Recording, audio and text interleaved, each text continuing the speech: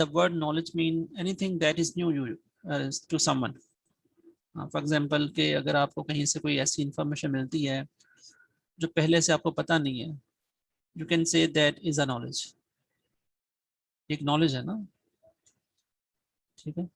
But if the information is not new to you, you can say this is not a knowledge, this is simply a data. वो data तो है, information है, लेकिन वो शायद आपकी नॉलेज नहीं है। बट सेम डेटा और same information that may be knowledge for some other person जिसको उसका आइडिया नहीं है। तो अभी before discussing any other main area in this chapter, we have to discuss first of all what knowledge is actually, you can say what are the various dimensions of knowledge. Knowledge actually क्या है? You can define knowledge in not only in term of new something new. Something new is not a knowledge only. Actually there are different dimensions. You have to study all these dimensions here के किस किस area में किस किस data को हम knowledge कहेंगे, किसको हम नॉलेज नहीं कहेंगे।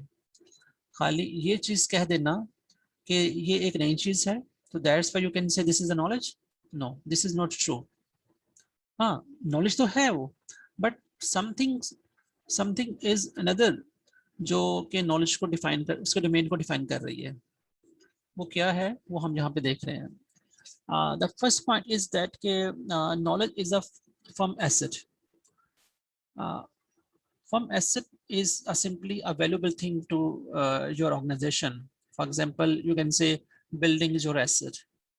So if you have a building, your company is say कि मेरी वर्थ बहुत ज़्यादा है, मेरे पास एक बिल्डिंग है, मेरे पास अपनी बिल्डिंग है ना। तो any organization having its own building having more worth as compared to the other organization on the having building on rent.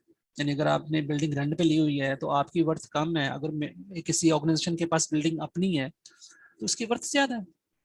तो if you have more assets you have more value, you have more worth, ठीक है। तो यहाँ पे हम बात कर रहे हैं कि knowledge is also an asset for your organisation. Knowledge भी एक एसेट है। तो if you have knowledge it mean कि you have more worth, you have more value, आपकी वैल्यू ज्यादा है as compare to other company which doesn't have any knowledge. तो अगर मेरे पास नॉलेज ज्यादा है, मेरे पास इंफॉर्मेशन ज्यादा है, I have number of various things to do something, यानी एक ही चीज को करने के मेरे पास नंबर ऑफ वेज है। You can do same thing by using this method, by using this method, by using this method, so you can say you are superior than other person.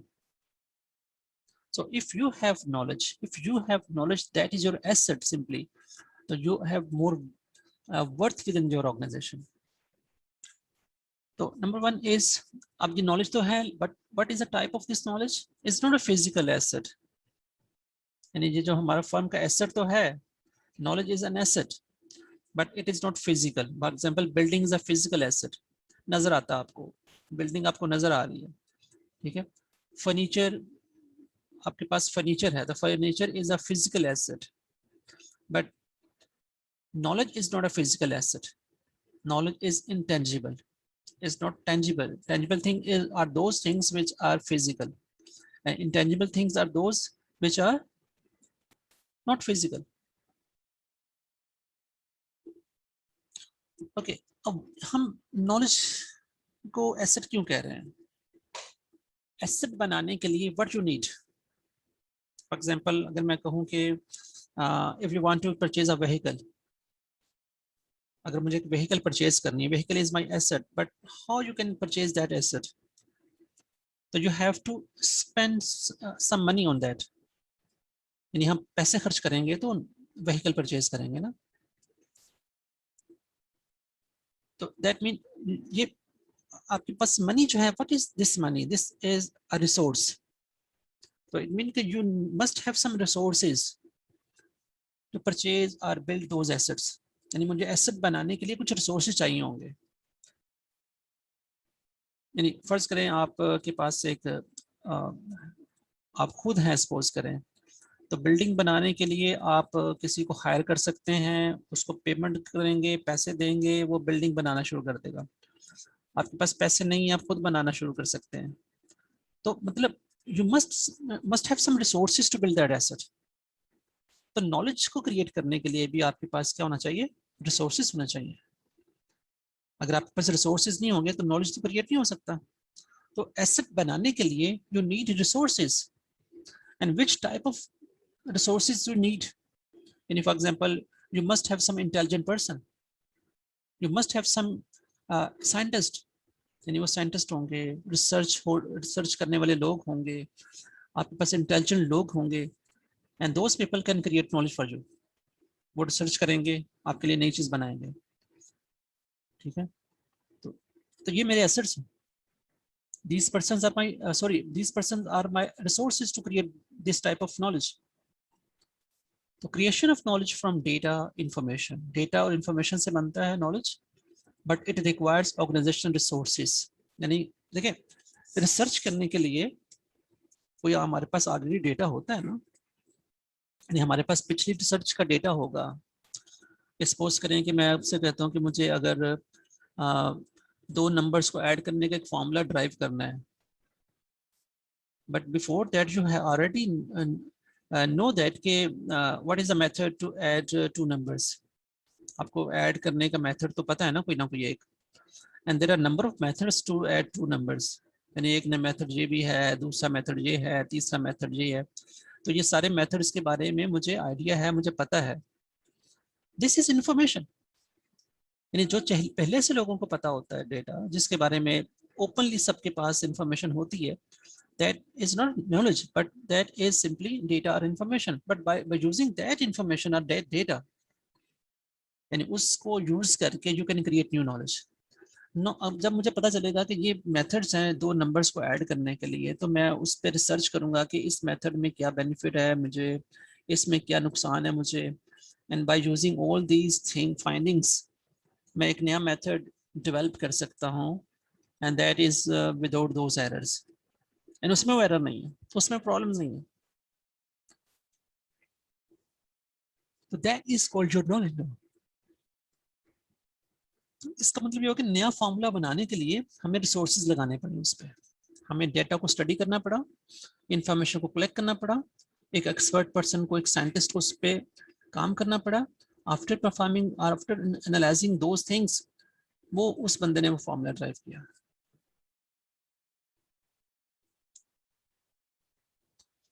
Okay, as it is shared experiences network effects. अच्छा देखें, जब हम किसी knowledge को share करते हैं, ठीक है, तो उससे क्या होता है कि आपका जो एक नेटवर्क होता है, नेटवर्क ऑफ पीपल, जिसके अंदर हम नॉलेज को शेयर करेंगे, तो डेफिनेटली उनके अंदर उन लोगों को नई इंफॉर्मेशन मिलेगी ना, उनका भी नॉलेज बढ़ जाएगा।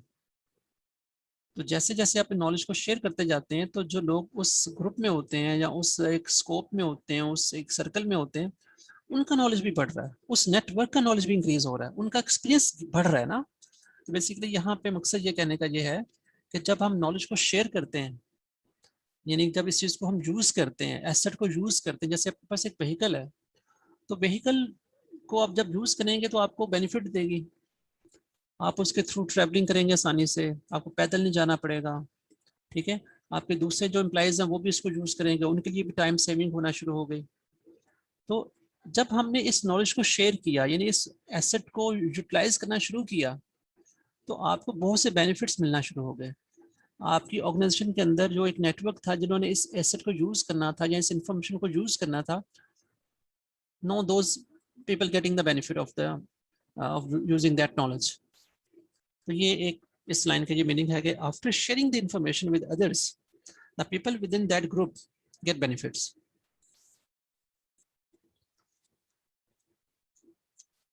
Have you got the point? Yes, sir. Yes, sir. Okay, second point is knowledge has different forms. यानी knowledge के different forms भी हैं, यानी आप किसको knowledge कहेंगे, उसकी different states हैं, different forms हैं। That may be explicit, Explicit mean that is well documented in the form of books, in the form of papers, in the form of some research articles, etc. यानी आपके पास एक booklet पड़ी है, एक book पड़ी है, तो नॉलेज है ना वो। आपके पास कोई रिसर्च पेपर पड़ा हुआ है, आपके पास कोई नोट्स लिखे हुए हैं, तो वो क्या है? नॉलेज है। But all these type of knowledge is written, वो रिटन है, यानी उसको लिखा गया है ना, कॉपी पे लिखा है, बुक में लिखा है, पेपर पे लिखा हुआ है, किस ना किस तरीके से लिखा हुआ है, किस ना किस तरीके से वो डॉक्यूमेंटेड है। इट मीन कि वो डॉक्यूमेंटेड है, यानी उसमें डिफाइन किया गया है कि what is this book about.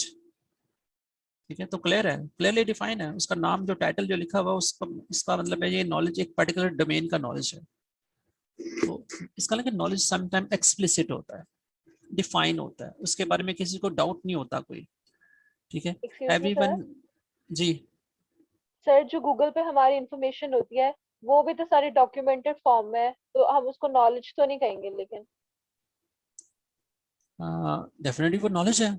देखिए आपकी प्रोफाइल है, I want to get information about you, तो मैं अपनी प्रोफाइल को व्यू करूंगा, फर्स्ट टाइम जब मैं व्यू करूंगा तो that is knowledge for me, कि आपने कितनी रिसर्च लिखी है, कितना काम किया हुआ है, आपकी कितनी क्वालिफिकेशंस हैं, आप कहाँ रहते हैं, क्यों है। ठीक है, तो this is knowledge, information for me, this is knowledge for me. तो अगर मुझसे कोई कहे कि आपने पूरे पाकिस्तान के अंदर जितने भी लोग हैं उनकी प्रोफाइल्स कलेक्ट करनी है, उसमें से एक्सट्रैक्ट करना है कि कितने परसेंट लोग जो हैं वो इस किस्म के डेटा को पे स्टडी करते हैं, कितने परसेंट इस डेटा पे स्टडी करते हैं, कितने परसेंट इस डेटा पे स्टडी करते हैं, तो बेसिकली वो सारा डेटा वो वही था ना जो आपकी प्रोफाइल्स का डेटा था। तो वो डॉक्यूमेंटेड फॉर्म में था, उसमें कोई किसी किस्म की कोई एम्बिगुइटी तो नहीं है ना। यानी आपने लिखा हुआ है कि मेरा इंटरेस्ट सपोज करें कंप्यूटर साइंस का है, या मेरा इंटरेस्ट जो है सपोज नॉलेज शेयरिंग का है, मेरा इंटरेस्ट सपोज कर लो मैनेजमेंट इंफॉर्मेशन सिस्टम का है, तो that is clearly defined there, written there. तो इसलिए इस डॉक्यूमेंट की बेस पे अगर कोई रिसर्च करेगा तो उसमें किसी किस्म का कोई डाउट नहीं है ना। And second category okay. Is tacit. Tacit mean के anything that is not clearly defined, which is not documented yet, यानी जिसको लिखा नहीं गया। ज़बानी कलामी बात कर लेते हैं, जैसे मैं आपसे बात कर रहा हूँ, मैं कहीं लिख नहीं रहा इस लेक्चर को, ठीक है, या अब जो आप बात मुझसे कर रहे हैं, मैं अपने आपसे बात कर रहा हूँ, ये कहीं लिखी नहीं जा रही, तो दिस इज अनडॉक्यूमेंटेड कम्युनिकेशन। यानी कल को आप भूल जाएंगे, मैं भी बोल सकता हूँ, आप मुकर सकते हैं कि मैंने तो ये कहा ही नहीं था, मैं कह सकता हूँ ये मुझे तो मैंने ये भी चैप्टर पढ़ाया था आपको, लेकिन क्योंकि उसका कोई डॉक्यूमेंट्री प्रूफ नहीं है, ठीक है, तो उसके बारे में कोई क्लेम नहीं कर सकता इसका मतलब ये। So that is called tacit knowledge. And any information, any data that is not well documented. So normally this type of knowledge is where inside your brain. ये आपके ब्रेन में है, जो आप बातें कर रहे हैं, सोच रहे हैं, कह रहे हैं कि इसको ऐसे करो, इसको ऐसे करो, इस तरह से करो, तो ये भी तो नॉलेज है ना। ये सपोज करें कि आपकी गाड़ी खराब हो जाती है, ठीक है, आप रास्ते में जा रहे हैं, गाड़ी खराब हो जाती है आपकी, तो चंद लोग इकट्ठे हो जाते हैं आपके इर्द गिर्द, वो कहता है जी ऐसे करो, इसको धक्का लगा लो, ठीक है, धक्का लगा के ये आगे ही पेट्रोल पंप है वहां चले जाएं। तो उसने अपने नॉलेज को यूज किया है कि थोड़े चंद कदम के फासले पे पेट्रोल पंप है, तो you can easily push this vehicle to that petrol pump. तो using that knowledge on that communication हम वहां तक जा सकते हैं।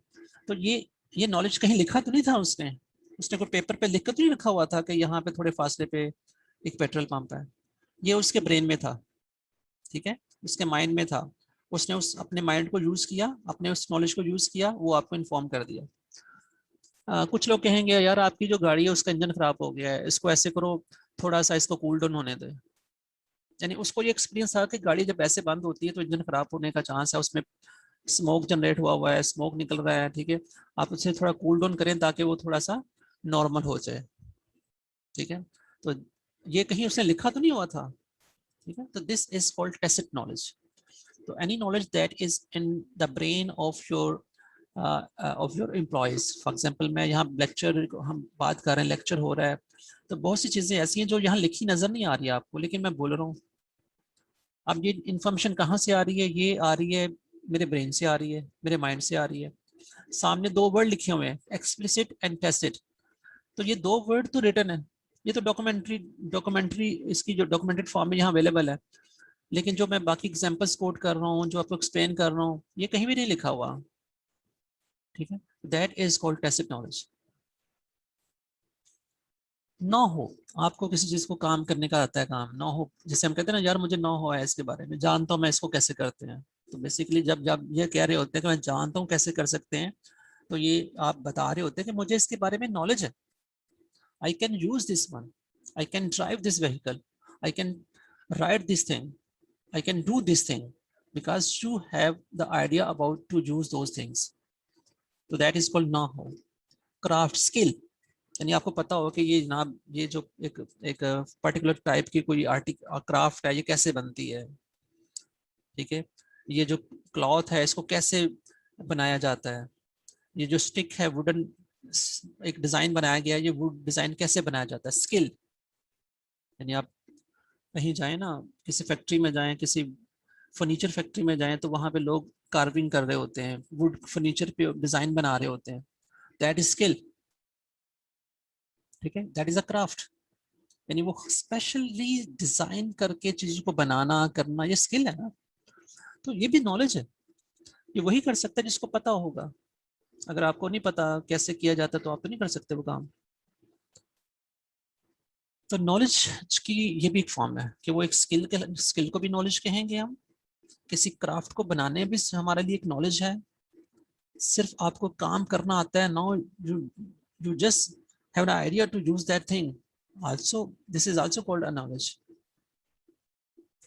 हाउ टू फॉलो प्रोसीजर, यानी आपको पता है कि कैसे काम करना है, प्रोसीजर्स को कैसे फॉलो करना है। जैसे आपको पता हो कि यार अगर आपने नेशनल आईडी कार्ड बनवाना है, उसका तरीका कर क्या है कि आपको जी पहले ऑफिस जाना पड़ेगा, आप वहां से एक टिकट लेनी पड़ेगी, वो टिकट लेके फिर आप एक ऑफिसर के पास जाएंगे, वो ऑफिसर आपसे डेटा फिल करवाएगा, फिर आपकी पिक्चर लेगा, फिर आपकी वेरिफिकेशन करेगा, उसके बाद वो कार्ड आपको कुछ देर के बाद रिसीव होगा। This is called procedure. तो अगर आपको ये प्रोसीजर पहले से पता हो तो, और आपको आईडी कार्ड बनवाना हो, तो वहां जाके आपको कोई ज्यादा परेशानी नहीं होगी, आपको हर चीज के बारे में पहले से आइडिया था। लेकिन अगर आपको इसके बारे में कुछ पता नहीं है, आपको सिर्फ इतना ही पता है कि मैंने आईडी कार्ड बनवाना है, तो जब वहां जाएंगे तो आप कभी इधर देखेंगे, कभी उससे पूछेंगे, कभी कोई चीज मिस कर देंगे। ठीक है, कोई आपसे मिस्टेक हो जाएगी, तो chances of errors are there definitely. ठीक है, तो प्रोसीजर का जानना, प्रोसीजर को करना, कि मुझे पता है कि I can do this thing in this way, तो ये भी एक नॉलेज की किस्म है। नोइंग व्हाई थिंग्स हैपन, यानी आपको पता है कि क्यों होती है। जैसे आप देखते हैं कि जब थंडरिंग कैसे होती है, क्यों होती है थंडरिंग। जब बारिश आती है तो आवाज आती है, आपको थंडरिंग लाइट जनरेट होती है, साउंड जनरेट होती है, उसके पीछे रीजन क्या है। ठीक है, तो ये एक उसका cause, you know that cause, this is knowledge. नहीं आपको पता है कि जनाब उसमें क्लाउड्स के अंदर प्लस माइनस के जो होते हैं एलिमेंट्स होते हैं, जिनमें पॉजिटिव चार्ज होता है, नेगेटिव चार्ज होता है। तो when those negative and positive charge electrons attract with each other, जब वो एक दूसरे के पास आ जाते हैं, they can create a spark. वो स्पार्क क्रिएट करते हैं, लाइट जनरेट होती है, और जब स्पार्क क्रिएट होता है तो उससे साउंड जनरेट होती है। तो this is the reason behind this thundering. तो ये आपको आइडिया है, ये पता है आपको, दिस इज द नॉलेज। ये भी नॉलेज है ना। तो ये नॉलेज की डिफरेंट फॉर्म्स हैं। तो नॉलेज एक कंपनी के लिए एसेट भी होता है, नॉलेज की डिफरेंट फॉर्म्स भी हैं, जो डिफरेंट तरीके से, वो एक्सप्लिसिट भी है, वो इम्प्लिसिट भी है, वो आपका स्किल भी है जो आप जानते हैं। ठीक है, तो ये सारी चीजें हमारी नॉलेज कहलाएंगे।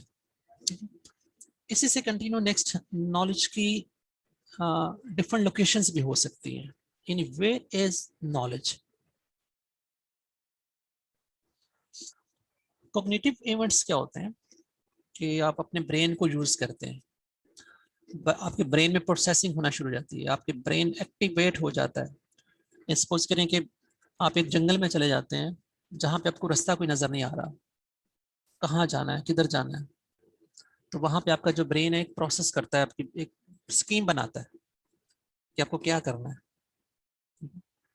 तो इट मीन कि वो आपका जो ब्रेन का एक प्रोसेसिंग मैकेनिज्म स्टार्ट हो जाएगा, वो आपको गाइड करेगा कि अच्छा सूरज अगर इधर है तो इधर वेस्ट है या ईस्ट है, आपको इधर को चलना चाहिए, लाइट ज्यादा हो गई है या कम हो रही है तो इसकी रीजन क्या हो सकती है। तो by using your brain processing आपका एक प्लान क्रिएट हो जाता है। इसका कि नॉलेज आपकी कॉग्निटिव इवेंट्स के अंदर है, आपकी ब्रेन प्रोसेसिंग के अंदर है knowledge. Knowledge can be social और इंडिविजुअल, यानी नॉलेज आपका ग्रुप नॉलेज भी हो सकता है। आप एक सोसाइटी में रहते हैं, you know that what are the rules to live there, यानी सोसाइटी में कैसे होते हैं, कैसा रहना चाहिए आपको। सोसाइटी एक एक जब आप वहाँ कम्युनिकेट करेंगे तो ग्रुप कम्युनिकेशन कैसे होती है, सिंपल। यानी आप जब एक ग्रुप को कम्युनिकेट करते हैं तो वहाँ पे आपने क्या बात करनी है। जब आप एज ए इंडिविजुअल हैं तो वहाँ पे आप कैसे बिहेव करेंगे। यानी एक नॉलेज की जो लोकेशन है वो आपके अंदर है, एक तो जब आप अकेले होते हैं, एक वो है जो आप ग्रुप में होते हैं। जैसे एक पॉलिटिशियन है, एक पॉलिटिशियन जब एक जलसे में जाता है तो उसका वहां पे डोमेन चेंज हो जाता है, उसकी वैल्यू, उसकी जो वॉइस की टोन है वो बदल जाती है, उसके जो वर्ड्स हैं वो चेंज हो जाते हैं। वहां पे वो वर्ड यूज करेगा जो पूरे के पूरे ग्रुप को अट्रैक्ट करें। वो अपने लिए नहीं बात कर रहा, अब वो बात कर रहा है ग्रुप के लिए। तो जब आप एक ग्रुप में होते हैं तो आपके पास डिफरेंट नॉलेज होना चाहिए। जब आप अकेले होंगे तो नॉलेज डिफरेंट होगा, चेंज हो जाएगा। Sticky knowledge, hard to move, यानी जिसको एक जगह से दूसरा शिफ्ट नहीं कर सकते। यानी अगर मैं कहूँ कि आप जनाब ये इंफॉर्मेशन लें यहाँ से, ये बुक पड़ी है इसको उठा के वहाँ ले जाएं दूसरे कमरे में, तो चली जाएगी ना, बुक तो चली जाएगी। तो इसका ये नॉलेज तो शिफ्ट हो सकता है आसानी से। लेकिन कोई ऐसा नॉलेज है जो स्टिकी है, उसको शिफ्ट नहीं कर सकते आप। मसलन सपोज करें कि एक एम्प्लॉई है और वो एम्प्लॉई सीनियर एम्प्लॉई है। वही एम्प्लॉई सिर्फ जानता है कि चीज़ों को कैसे किया जाता है, कोई चीज़ अगर ये करनी है, ठीक है, उसको वो किसी भी प्रोसेस के जो क्रिटिकल पॉइंट्स हैं उनको जानता है, समझता है उनको। छोटी छोटी चीज़ों को तो हर कोई जानता है, लेकिन वो जो ऐसी क्रिटिकल सिचुएशंस हैं वो सिर्फ एक एम्प्लॉय ही जानता है आपका, वो आपका सीनियर एम्प्लॉय है। अगर वो ना आए उस दिन, छुट्टी कर ले फर्ज करें, और उस दिन वो प्रॉब्लम आ जाए जो उसने सॉल्व करनी थी, तो क्या करेंगे, प्रॉब्लम तो सॉल्व नहीं हो सकती। और अगर हम ये उससे पूछ लें, सिर्फ ओरल पूछ लें कि ये काम कैसे करना है, तो वो तो बता ही नहीं सकता आपको कुछ। बता भी देगा तो you not able to do that one, क्योंकि जो कर्ज उसके अंदर होगी काम करने की वो आप में नहीं हो सकती ना। तो इसका मतलब कुछ ऐसा नॉलेज होता है जो स्टिकी होता है, वो मूव नहीं किया जा सकता, उसको एक जगह से दूसरा शिफ्ट नहीं किया जा सकता। सर अगर हम वो सिचुएटेड, सीख लें हाँ ऐसा हो सकता है। तो लेकिन फॉर द टाइम बिंग, एक सिचुएशन के अंदर बात हम कर रहे हैं, एक पर्टिकुलर सिचुएशन की बात जब कर रहे हैं कि ये एक नॉलेज है, आप इसको उठा के यहाँ रखना चाहते हैं इमीडिएटली, तो वो तो नहीं हो सकता ना। तो लर्निंग तो होगी with the passage of time, उसमें 6 मंथ लग जाए, साल लग जाए, ठीक है। जैसे एक स्किल जॉब जो होती है वो तो सालों साल लग जाते हैं, फिर जाके वो चीज़ आती है। जी जैसे सर। एक टीचर है, जैसे टीचर है एक, अब एक टीचर को पता है कि how to handle a class. जब वो क्लास में जाता है तो by his attitude, by his impression, वो क्लास को कंट्रोल कर लेता है। वो एक बच्चे की तरफ देखता है, बच्चा खामोश हो जाता है, तो क्या है उसके अंदर, वो क्या नॉलेज था उसके अंदर जिसने उसको क्लास को कंट्रोल कर लिया। एंड दिस इज नॉट शिफ्टेबल, ये नॉलेज शिफ्टेबल नहीं है। अब अगर आप ये कहें कि मेरे पास ये क्वालिटी आ जाए जो इस बंदे के पास है, इस टीचर के पास है, तो शायद पॉसिबल नहीं है। वो आपको ये तो कह सकता है जी मैं उस बच्चे की तरफ गौर से देखता हूँ तो ऐसा हो जाता है। मेरा नहीं ख्याल कि खाली गौर से देखने से ऐसा हो सकता है। तो ये एक खास टेक्निक है जो कि उसने यूज की है। क्लास में एक सब्जेक्ट को किस तरीके से टीच करना है, किस तरीके से डिफाइन करना है किसी वर्ड को, किस लेवल पे लेके जाना है, क्लास में किस तरह के स्टूडेंट्स हैं, इस तरह के स्टूडेंट्स हैं तो मेरा लेवल जी होगा, ऐसे स्टूडेंट्स हैं तो लेवल जी हो जाएगा। वही टीचर है बट इन डिफरेंट सर्कमस्टांसेस वो अपना जो एटीट्यूड है वो चेंज कर लेता है, अपना मोड चेंज कर लेता है। अब ये चीज सबको नहीं आ सकती, ठीक है। तो कुछ ऐसी चीजें हैं जो मूव नहीं हो सकती। फिर सिचुएटेड क्या होता है, जो किसी पर्टिकुलर सिचुएशन के साथ फिक्स हो जाए, यानी वो सिचुएशन आएगी तो होगा, किसी और सिचुएशन में वो चीज़ पॉसिबल नहीं है। जैसे कोई एक खास ऑर्गेनाइजेशन है, ये उसी ऑर्गेनाइजेशन के अंदर ही पॉसिबल है। यानी अगर मैं एक सारी उम्र फर्ज करें मैंने एक पब्लिक सेक्टर यूनिवर्सिटी में जॉब की हो, तो मुझे तो सिर्फ पब्लिक सेक्टर की ही प्रॉब्लम्स के बारे में पता है ना। और उसके बाद अगर मुझे कोई बंदा जॉब दे दे किसी प्राइवेट सेक्टर में, तो मैं वहां पे काम ही नहीं कर सकता, क्योंकि मेरा वो नॉलेज जो कि पब्लिक सेक्टर के लिए है वो यूज नहीं हो सकता यहाँ पे, because that knowledge is only applicable in public sector university. तो जब सिचुएशन चेंज हो जाएगी तो this knowledge is useless, this knowledge is not workable.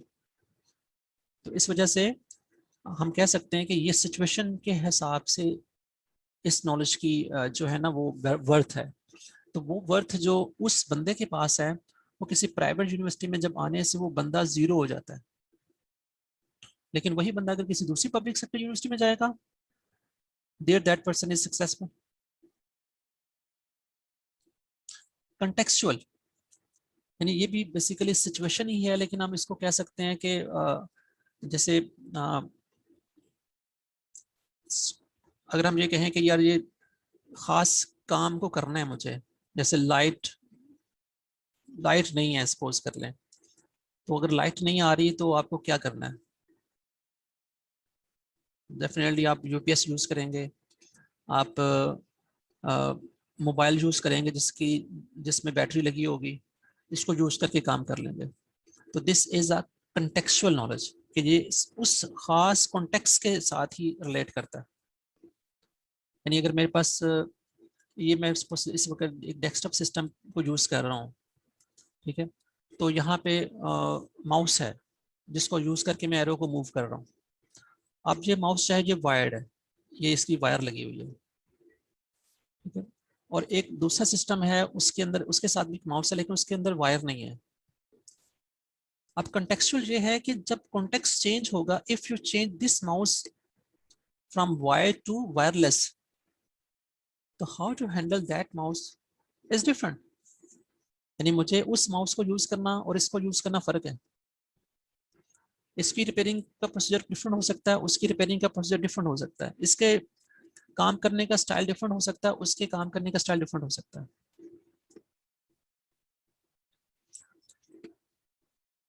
ठीक है, बात एनी क्वेश्चन? नो सर, ठीक है। और कंडीशनल कंडीशनल एक बार रिपीट कर दें। कंडीशनल यही है ना कि अगर कंडीशन होगी, जैसे मैं आपसे कहूं कि जब कभी आप घर में बैठे सपोज करें और बारिश होना शुरू हो जाए, आपने यूनिवर्सिटी आना हो, तो क्या करेंगे? तो you can use the knowledge कि what is the solution of vehicle in case of rain. अब वो अगर मैं सपोज बाइक पे आप जाते हैं रोजाना, तो अब ये बाइक पे नहीं जा सकेंगे आप, क्योंकि बारिश हो रही है, बहुत ज्यादा तेज बारिश हो रही है, बाइक पे जाएंगे तो भीग जाएंगे। सो knowledge in that particular context आपको पता होना चाहिए कि इस कॉन्टेक्स्ट में मुझे क्या काम करना है, मुझे कौन सी व्हीकल यूज करनी है, कौन से मेथड को यूज करना है कि आप बारिश में भीगे ना। लेकिन यही नॉलेज अगर है, मैं कहूँ यही व्हीकल यूज करके या यही मेथड यूज करके जब बारिश ना हो तब भी मैं करूँ, तो फिर शायद उसका फायदा नहीं है। तो सिचुएशन चेंज हो जाएगी, ठीक है, तो वो नॉलेज भी चेंज हो जाएगा। जैसे एक टीचर है, एक स्टूडेंट है, वो बहुत ही लायक है, तो जब उसने उसको क्वेश्चन का आंसर देना है तो उसने उसके लेवल को जहन में रख के देना है, क्योंकि इसका लेवल ऑलरेडी हाई है, तो मुझे जब इसको कुछ चीज़ बतानी है तो मुझे थोड़ा सा अप हैंड रख के करना है। और एक स्टूडेंट जो इतना ज़्यादा लाइक नहीं है, वो उसके काफ़ी कंसेप्ट वीक हैं, तो जब वो उसको वही आंसर उसको कर रहा होगा तो वो उसको बड़ी आसान वर्डिंग में बता रहा होगा। तो कॉन्टेक्स्ट चेंज हो गया कि context is a weak student, context is a intelligent student, तो हाउ यू कैन आंसर। तो ये कॉन्टेक्स्ट बदल गया, यहाँ कॉन्टेक्स्ट वीक स्टूडेंट का है, यहाँ कॉन्टेक्स्ट आपका इंटेलिजेंट स्टूडेंट का है। यही वजह होती है ना, जो लोग ज्यादा एक्सपीरियंस नहीं होते वो डिफरेंट सिचुएशंस के साथ या डिफरेंट कंडीशन के साथ प्ले नहीं कर सकते। वो परेशान हो जाएंगे। यानी कि नया नया टीचर आ जाए जिसने आज पहले दिन क्लास पढ़ानी हो, और जब वो ये सिचुएशन फेस करेगा तो उसे तो पता ही नहीं था कि भाई इस बच्चे को मैंने क्या आंसर देना था। ये उसको आइडिया नहीं है कि ये स्टूडेंट लायक है या एवरेज है। तो यही वजह होगी कि स्टूडेंट समटाइम उसके बारे में कंप्लेन करेंगे कि टीचर अच्छा नहीं है, अच्छे तरीके से गाइड नहीं कर रहा, बता नहीं रहा सही। उसकी रीजन क्या होगी कि क्लास में तो डिफरेंट तरह के लोग हैं ना, डिफरेंट कॉन्टेक्स्ट के लोग हैं, तो वो स्टूडेंट डिफरेंट कॉन्टेक्स्ट को अंडरस्टैंड नहीं कर पा रहा अभी, वो एक ही कॉन्टेक्स्ट में चल रहा है। But if that person learn about the different context in that class, कि उसे पता हो जाए कि इस क्लास में 4 सेगमेंट्स हैं, एक इंटेलिजेंस स्टूडेंट का सेगमेंट है, एक एवरेज स्टूडेंट का सेगमेंट है, एक बिलो एवरेज स्टूडेंट का सेगमेंट है, ठीक है, तो वो फिर आसानी से उनको हैंडल कर सकता है। तो वो फिर उस नॉलेज को जो कि उस खास सिचुएशन के लिए हमें यूज करनी है उसको यूज करेगा और उसको रिजॉल्व कर लेगा। Okay, fourth point is knowledge is situational. ये बेसिकली उसी से ही एक उसी की ही पिछले वाले पॉइंट ही की जरा डिटेल में है। तो इसमें 2 पॉइंट्स हैं, कंडीशनल एंड कॉन्टेक्चुअल। तो बेसिकली वही है जो हम पीछे देख रहे थे लोकेशन, तो उसकी वर्डिंग चेंज कर दी, हम उसको एक सेपरेट कैटेगरी में डाल दिए। लोकेशन का ये मतलब था कि ये उस खास लोकेशन का नॉलेज है, उस कॉन्टेक्स्ट का नॉलेज है, उस सिचुएशन का नॉलेज है। लेकिन यहाँ पे हमने उसको फिर 2 कैटेगरीज में भी डिवाइड कर दिया कि नॉलेज सिचुएशनल भी हो सकता है, कंडीशनल भी हो सकता है। यानी कंडीशनल ये है कि how you can apply this thing on certain condition. यानी इफ दिस इज ट्रू तो क्या करेंगे आप, इफ दिस इज फॉल्स फिर क्या करेंगे। जैसे अब जैसे मेरी क्लास शुरू में आपने देखा कि वॉइस नहीं आ रही थी, कंडीशन क्या थी कि इफ माइक इज एक्यूरेट तो फिर तो क्लास आसानी से वही हो सकती थी जहां मैं बैठा हुआ था। अब मुझे पता होना चाहिए कि अगर if this device is not working there, condition आ गई ना, इफ कंडीशन आ गई यहाँ पे, अब हम क्या करेंगे, what will be the next solution, you must know that. यानी if there is no public transport, what will be the next solution. तो this is a conditional knowledge कि इफ समथिंग इज ट्रू तो ये करें, if something will be false there तो फिर क्या करेंगे। जबकि कॉन्टेक्चुअल में कंडीशन नहीं आ रही, कॉन्टेक्चुअल में एक सिचुएशन ही बदल जाती है कि आप जा रहे हैं तो एकदम से एक बंदा ये आ गया, एकदम से ये हो गया, ठीक है। जैसे आप किसी नॉर्दर्न एरियाज में चले जाएं, किसी टूर पे चले जाएं, एकदम से मौसम चेंज हो जाता है, कभी कम हो जाता है, इन कॉन्टेक्स्ट बदलते जा रहे हैं। यहाँ आए थे तो यहाँ मौसम गर्म था, अगले सिटी में चले गए तो वहाँ मौसम ठंडा हो गया, उसके अगले सिटी में चले गए तो वहाँ पे स्नोफॉल शुरू हो गई, ठीक है। तो वो डिफरेंट सर्कमस्टांसेस बन गए, समझ डिफरेंट पॉइंट्स आ गए। तो knowing circumstances is to use certain tool, यानी कि हमें किस सिचुएशन में, किस एरिया के लिए, किस सर्टेन तरह की प्रॉब्लम के लिए किस किस्म के टूल को यूज करना है। जैसे इसकी एग्जांपल वही थी जो मैंने टीचर वाली एग्जांपल भी दी है कि अगर एक कॉन्टेक्स्ट जो है स्टूडेंट का है, वीक स्टूडेंट का या एक इंटेलिजेंट स्टूडेंट का, तो टीचर ने उसको कौन से टूल को यूज करना है, किस मेथड को यूज करना है to answer that question.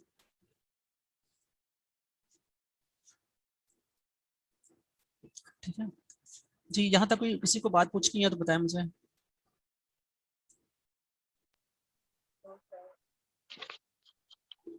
No sir.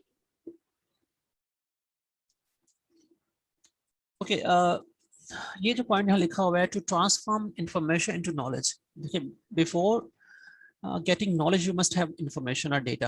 यानी मेरे पास डेटा या इंफॉर्मेशन होता है, उसको ही यूज किया जाता है और वो नॉलेज में कन्वर्ट हो जाता है। यानी अगर मैं आपसे कहूँ कि मेरे पास नंबर लिखे हुए हैं 1 2 3 4 5 7 8 9 10, ये नंबर है, डेटा है। नॉलेज क्या है, नॉलेज ये है कि अगर मैं पहले नंबर, यानी जो नंबर मेरा फर्स्ट है और जो लास्ट नंबर है 9, ठीक है, और जो मेरा सेकंड नंबर है और जो उधर से मेरा सेकंड नंबर है 8, इधर से जो थर्ड नंबर है, उधर से जो थर्ड नंबर है 7, अगर मैं इन दोनों नंबर को ऐड करता हूँ हमेशा 10 आंसर आता है। देखिए, बात बड़ी सिंपल सी थी, ठीक है। क्या मैंने कहा, एग्जांपल दिया आपको कि मेरे पास नंबर है 1 से लेके 10 तक, ये मेरा डेटा है, मेरी इंफॉर्मेशन है कि मेरे पास ये नंबर है 1 2 3 4 5 6 7 8 9। ठीक है, अब मैंने आपसे क्या कहा है, नॉलेज क्या है कि अगर मैं इधर से पहले नंबर को इधर से आखिरी नंबर को ऐड करूं तो 10 आएगा, इधर से सेकंड नंबर को इधर से सेकंड लास्ट नंबर को ऐड करूं तो 10 आएगा, इधर से थर्ड को इधर से, दिस इज नॉलेज। ठीक है, ये नॉलेज है। तो डेटा ही से ही नॉलेज क्रिएट होता है, डेटा को यूज करके ही नॉलेज बनता है। तो इट मीन कि बट इसके लिए आपको क्या करना पड़ता है, रिसोर्सेज कंज्यूम करने पड़ते हैं, ब्रेन पावर लगानी पड़ती है, सोचना पड़ता है। ठीक है, कुछ चीज बनाने के लिए आपको कुछ ना कुछ बंदे नए हायर करने पड़ेंगे, इंटेलिजेंट पर्सन हायर करने पड़ेंगे, कंप्यूटर परचेज करने पड़ेंगे, उनमें कुछ सॉफ्टवेयर परचेज करने पड़ेंगे। After using all these resources then you are able to create new thing, new data, new information, that new data is called knowledge, definitely. And to transfer information to knowledge, firm must expand additional resources to discover patterns, rules, context where knowledge works. यानी एक company को क्या करना पड़ेगा, वो resources discover करने पड़ेंगे, resources assume करने पड़ेंगे, किस काम के लिए, करने के लिए कि वो पैटर्न्स आइडेंटिफाई करें, रूल्स आइडेंटिफाई करें, कॉन्टेक्स्ट आइडेंटिफाई करें, जहाँ पे इस नॉलेज को यूज किया जा सकता है। यानी मुझे एज ए टीचर मुझे थोड़े से रिसोर्सेज लगाने पड़ेंगे, मुझे देखना पड़ेगा कि यार इस क्लास में कौन कौन सी तरह के लोग हैं, हर एक से थोड़ा सा एक छोटा सा इंटरव्यू करना पड़ेगा। समझ लो, मैं हर एक बंदे से क्वेश्चन करूंगा छोटा सा, तो मुझे पता चल जाएगा कि इस बच्चे का लेवल क्या है। तो this is application of the resources. मैंने कुछ रिसोर्सेज लगाए, कुछ टाइम लगाया, तो मुझे पता चल गया कि इस क्लास में किस किस कैटेगरी के स्टूडेंट्स हैं। ठीक है, फिर मैंने उनसे कुछ क्वेश्चन किया, तो मुझे पता चल गया कि कौन सी फैमिली बैकग्राउंड से इनका लिंक है। फिर मैंने जब उनको देखा पर्सनली, उनको फिजिकली देखा, उनकी पर्सनैलिटी को ऑब्जर्व किया थोड़ा सा, तो मुझे आइडिया हो गया कि ये किस लेवल के स्टूडेंट्स हैं। तो इसका मतलब मुझे कुछ ना कुछ करना पड़ेगा इस काम करने के लिए। तो ये जब आप करते हैं तो बेसिकली हम क्या आइडेंटिफाई करते हैं, हम पैटर्न्स आइडेंटिफाई करते हैं। पैटर्न्स मीन कि कौन सी कैटेगरी की चीजें हैं, यानी कि वीक कौन से स्टूडेंट्स हैं, इंटेलिजेंट कौन से स्टूडेंट्स हैं, एवरेज कौन से स्टूडेंट्स हैं। तो ये मैंने कैटेगरीज, ये पैटर्न्स आइडेंटिफाई कर लिए। रूल्स आइडेंटिफाई कर सकते हैं, रूल्स यही जैसे मैंने एग्जांपल दिया आपको, रूल क्या है कि if you add first one and last one, second one and second last one, third one and third last one, तो हमेशा 10 आता है। दिस इज अ रूल, ये रूल बन गया एक कि जब भी आप दो नंबर्स को ऐड करेंगे, जो फर्स्ट नंबर होगा और जो लास्ट नंबर होगा, तो जब भी इसको ऐड करेंगे हमेशा 10 ही आंसर आना है। This is called rule. तो ऐसे रूल्स हम ऑर्गेनाइजेशंस के अंदर भी आइडेंटिफाई करते हैं। ठीक है, कॉन्टेक्स्ट, ये वही बात है, पैटर्न्स वाली ही तरह की बात है कि कौन से, इतना काफी है, इतना काफी है, चले बस कर रहा हूँ। तो कॉन्टेक्स्ट आइडेंटिफाई करेंगे, सिचुएशंस आइडेंटिफाई करेंगे, कौन कौन सी सिचुएशंस हो सकती हैं। ठीक है, और फिर हम देखेंगे कि यहाँ पे जो नॉलेज हमने अप्लाई करना वो एक्चुअली है क्या। तो इन्फॉर्मेशन की बेस पे अब हमारे पास ये नॉलेज आ गया है, अब हम इस नॉलेज को आगे यूज कर सकते हैं। ठीक है, यानी जब भी मुझे अपने क्लास, जब मैं जो आइडेंटिफाई कर लिया, मैंने पैटर्न्स आइडेंटिफाई कर लिए कि इस क्लास में ये लोग इंटेलिजेंट स्टूडेंट्स हैं, ये एवरेज स्टूडेंट्स हैं, ये वीक स्टूडेंट्स हैं, तो नेक्स्ट टाइम मैं अपने नॉलेज को अप्लाई करूंगा इन लोगों के ऊपर। और जब भी कभी मुझे इंटेलिजेंट लोगों को आंसर करना होगा तो मैं डिफरेंट तरीके से करूंगा, वीक स्टूडेंट्स को आंसर करूंगा तो डिफरेंट तरीके से करूंगा। ठीक है, इंटेलिजेंट स्टूडेंट की असाइनमेंट चेक करूंगा तो मैं डिफरेंट पैटर्न फॉलो करूंगा, वीक स्टूडेंट के असाइनमेंट चेक करूंगा तो डिफरेंट पैटर्न फॉलो करूंगा। ठीक है, तो अगर मैं ऐसा करूंगा तो मैं सब स्टूडेंट के साथ अच्छे तरीके से लेके चल सकता हूँ।